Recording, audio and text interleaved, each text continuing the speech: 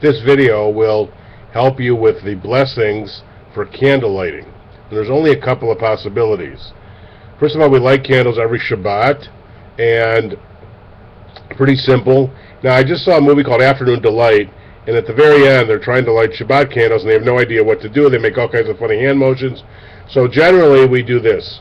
We cover our hands, and we cover our eyes for the blessing.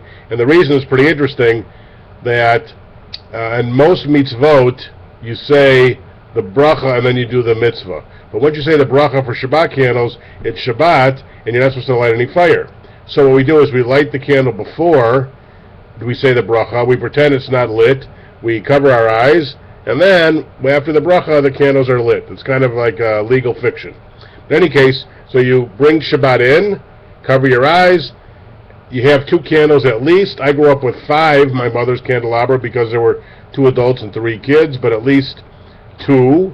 And you chant this: Barukh atah Adonai Eloheinu melekh olam asher kitchenu b'mitzvotav v'tzivanu lahadlik ner shel Shabbat lahadlik ner shel Shabbat. Now there's other blessings, other tunes, but that's the blessing.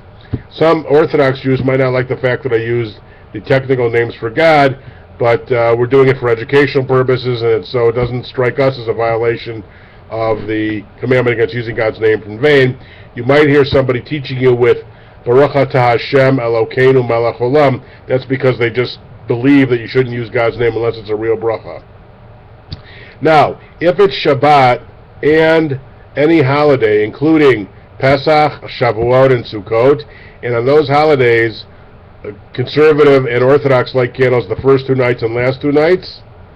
So for Sukkot, it would be the first 2 nights of Sukkot, the night for Shemini Atzeret, and the night for Simchat Torah. For Pesach, it's the first 2 nights and last 2 nights. And for Shavuot, it's the 2 nights. Some reform might only do 1 night at the beginning, 1 night at the end. For Rosh Hashanah, it's the same thing. It's just the same bracha as you do for those 3 holidays. And this is the bracha: Baruch atah Adonai Eloheinu melekh olam asher kitchenu b'mitzvotav v'tzivanu lahadlik ner shel Yom Tov, for the good holiday. Rosh Hashanah doesn't get its own name. Now, if it's Yom Kippur, that does get its own name: Baruch atah Adonai Eloheinu melekh olam asher kitchenu b'mitzvotav v'tzivanu lahadlik ner shel Yom HaKippurim. Now, if it's Shabbat and a holiday, or Shabbat and Yom Kippur, like in the year 5774, Yom Kippur falls on Shabbat, you would say Shel Shabbat Yom HaKippurim.